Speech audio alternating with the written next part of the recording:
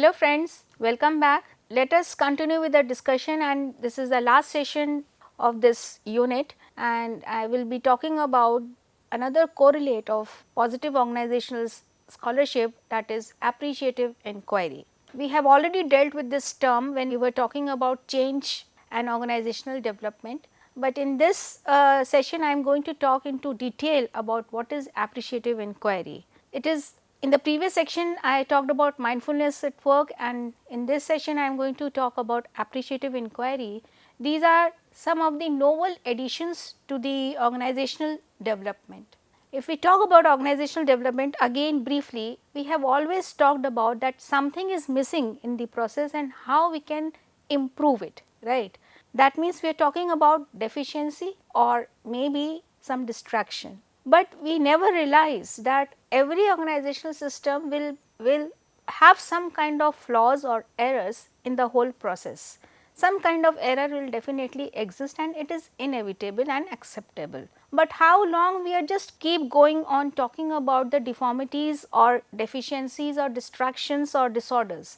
Why not to focus on what actually exists, and based on what actually exists we can move ahead with improved decision making. Appreciative inquiry is one of that tool of organizational development, which is again a new method or novel method to bring some positive changes in the environment while creating a positive platform. We are not talking about problems, we are talking about solutions or that already exist. This appreciative inquiry has revolutionized the field of organizational development, and it is a precursor to the rise of positive organization studies and the strength based movement. We are not talking about weaknesses, we are not talking about some deficiencies, we are talking about the strengths that already exist in the organization and how we can again use those strengths for better decision making, judgments or improvement.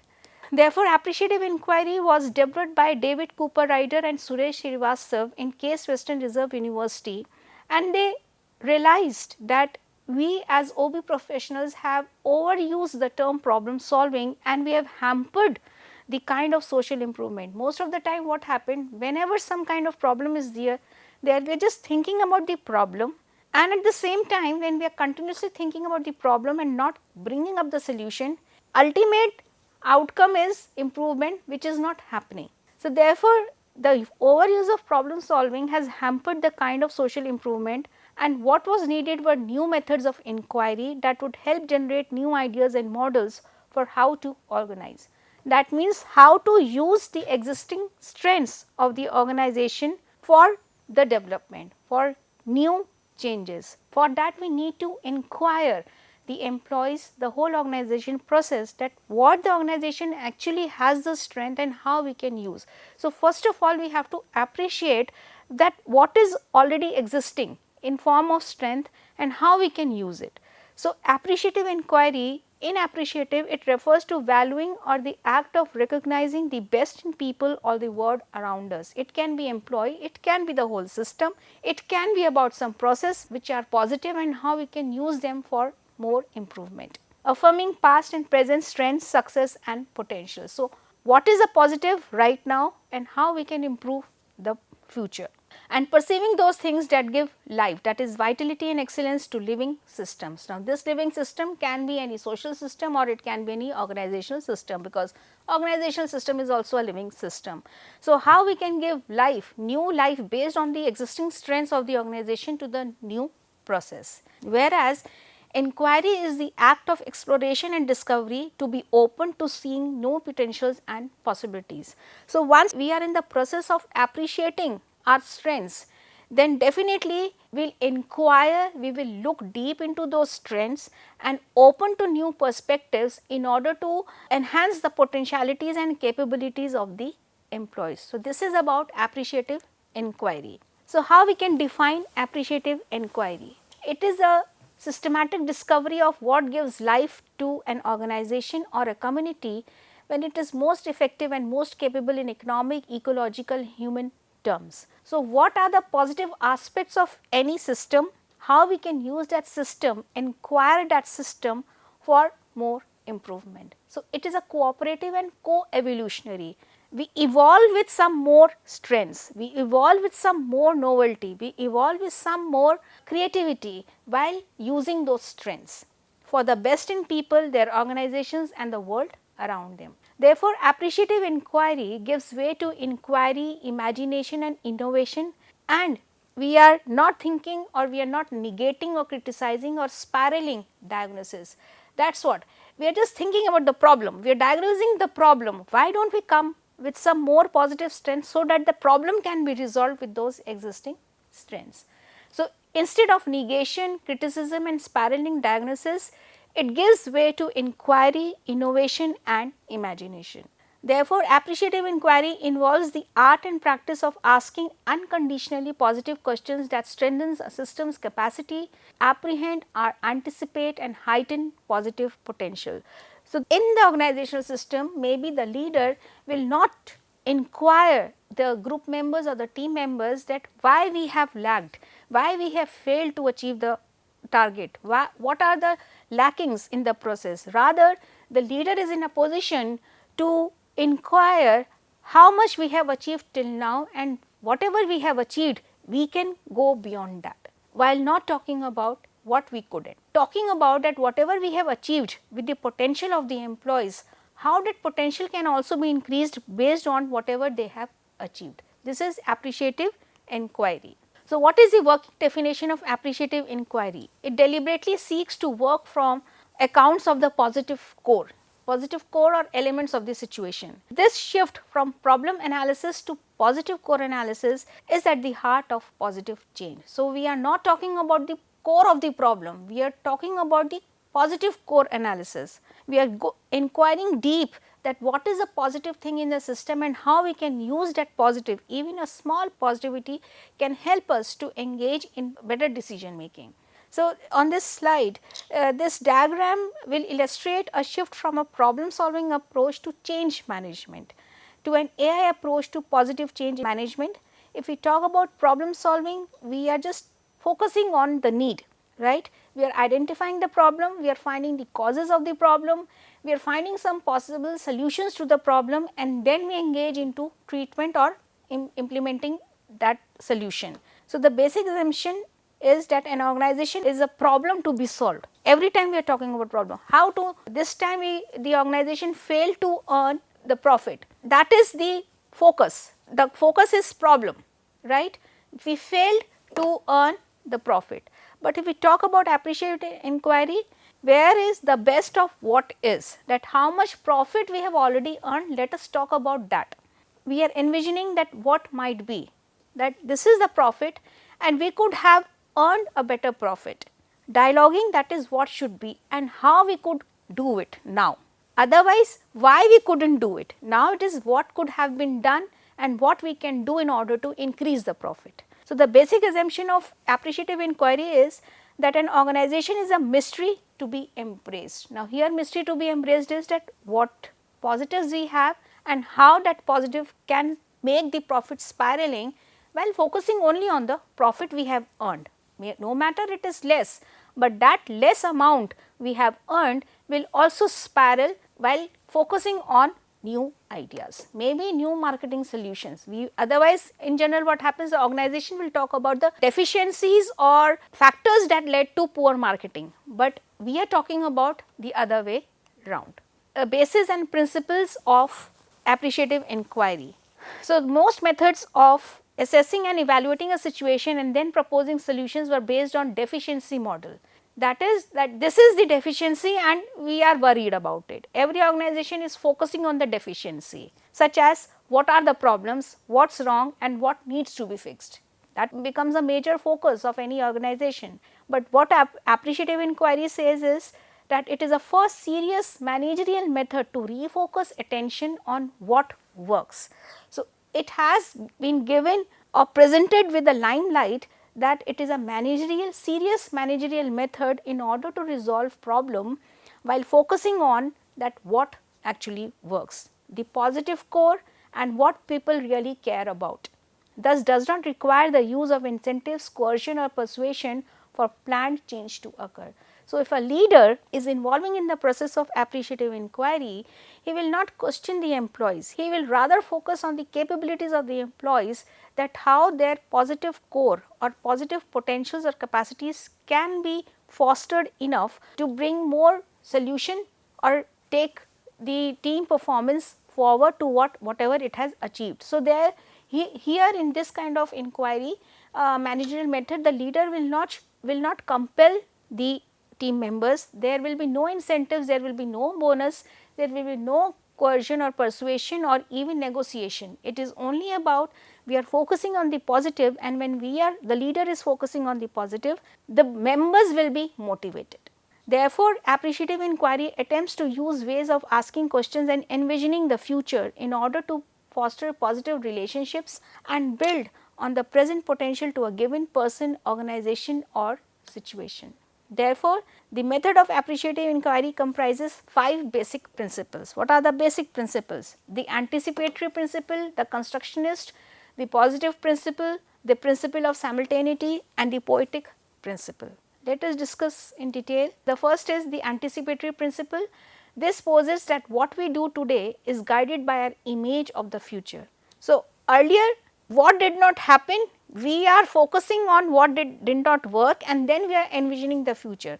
So, we will not find any solution, but if we are starting with some positive vision, then our decision making will also be molded accordingly. So, our anticipation has to be positive while focusing on the current positive. The other is the constructionist principle. This poses that what we believe to be true determines what we do, and thought and action emerge from relationships.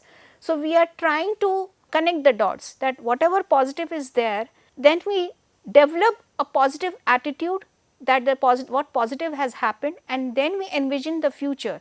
Now, and the action also becomes the similar. So, whatever positive we have achieved, the strength we have derived, our actions also be determined by that perception, and in future also that action will materialize in a more positive manner.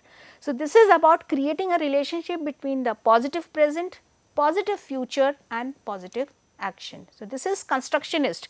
We are constructing a positive world in a particular situation. The other is the positive principle. This states that momentum and sustainable change requires positive effect and bonding. Sentiments like hope, excitement, inspiration, camaraderie and joy increase creativity, openness to new ideas and people, and cognitive flexibility. Definitely, it is an but obvious thought process and principle that whenever we are thinking on positive terms, it leads to positive spiral of the emotions. So, be it between leader and the members, or it is about process. When any communication pattern is positive, that is based on compassion and effect, positive effect, then the motivation levels are high, and ultimately there is more sharing of information and there is more cognitive flexibility, because when there is sharing of positive information and positivity within relationships, this leads to more cognitive flexibility in terms of thinking, perceiving and decision making. So, this is about positive principle. The other is the principle of simultaneity. This proposes that as we inquire into human and organizational systems, we change them and the seeds of change.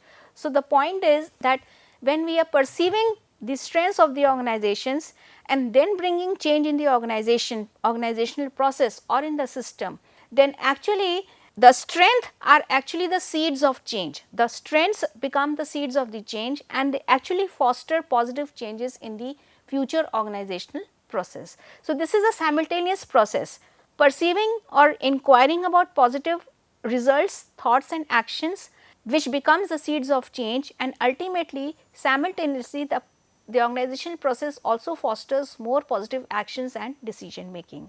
And the last is the poetic principle. This proposes that organizational life is expressed in the stories people tell each other every day, and the story of the organization is constantly being co-authored. So, it is about sharing any positive instance that any employee have experienced with his co-worker, with the leader, and how it perpetuates more positivity in the environment. So, these are the 5 principles of appreciative inquiry: the anticipatory, the constructionist, the positive, the simultaneity and the poetic principle. Okay. how the process of appreciative inquiry takes place. So, there is a cycle of appreciative inquiry.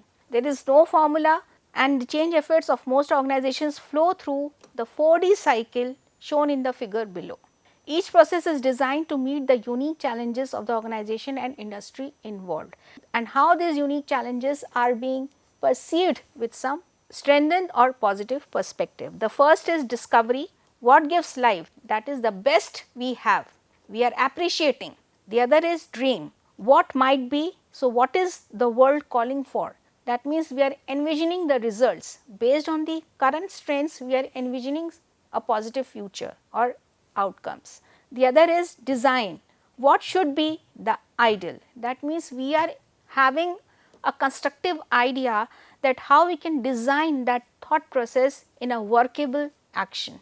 And the last is destiny, how to empower, learn and adjust or improvise, that we are sustaining based on that positive thought process, positive inquiry, results and action, how that positive action will sustain in long run. So, it is about discovery, dream, design and destiny. We will deal in detail. The first is discovery. The core discovery task is disclosing positive capacities. It invites system wide dialogue and learning through a process of appreciative interviewing. What distinguishes AI at this phase is that every question is positive. Maybe earlier what was happening, the leader would say what are the reasons that we could not achieve. Now here it is opposite, the leader would ask, interview or inquire the members, till now please tell me how much we have achieved, what is the number of units we have manufactured. It is not that we have not manufactured. So, at the heart of discovery is the appreciative interview, and the uniqueness and power of an AI interview stems from its fundamentally affirmative focus, that is reframe deficit issues. So, even deficit or deficiency is there, we are reframing that deficiency with a positive inquiry. So, during appreciative inquiries, people uncover what gives life to their organizations and what at its best. They discover personal and organizational high points, what people value and how they hope and wish to enhance the organization's social, economic and environmental vitality. So, whatever purpose we have, whatever lackings we have, if we are missing it, when we are talking about that whatever we have achieved on certain basis, why not to use those bases again as more strength in future. So, this is about discovery in form of appreciative interview. The other is from discovery to dream.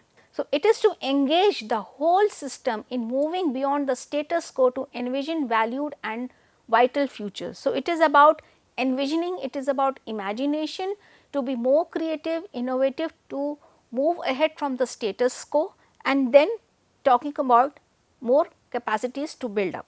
So, it is an invitation to people to lift their sights, exercise their imagination and discuss what their organization could look like if it were fully around its strength and aspirations. So, it calls for people to listen carefully to the moments of organizational life at its best and to share images of their hopes and dreams for the collective future. So, whatever the organization has achieved, members are being encouraged to think about that how we can enhance or move beyond the status quo about whatever we have achieved, and then we are giving more, we are making more efforts with those thought process and vision that what we could have achieved. From design, from dream comes the design, that is we are organizing into the future. During the design phase, people are invited to challenge the status quo and are encouraged to wander beyond the data, with the essential question being what would our organization look like if it were designed in every way possible to maximize the qualities of the positive core and enable the accelerated realization of our dreams. So, here employees are talking about the positive process that can be implemented in future.